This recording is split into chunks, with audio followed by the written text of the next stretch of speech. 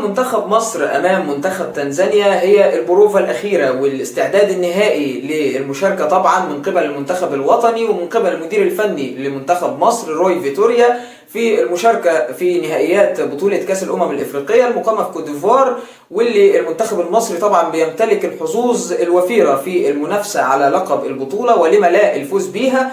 لكن طبعا الامر ده مش هيكون سهل ابدا بالنسبه للمنتخب المصري، خصوصا مع تواجد منتخبات بتمتلك عناصر كبيره جدا زي منتخب المغرب ومنتخب الجزائر والكاميرون والسنغال والعديد من المنتخبات الافريقيه اللي اصبح في المنتخب الواحد فيه اكثر من نجم واكثر من لاعب في الدوريات الأوروبية الكبرى. وإن شاء الله بأمر الله تكون حظوظ المنتخب المصري قوية بتواجد عناصر مهمة جدا بالنسبة للمنتخب المصري وعناصر مؤثرة مع فرقها سواء كانوا محليين أو محترفين. كل التوفيق للمنتخب المصري في بطولة أمم إفريقيا الجاية.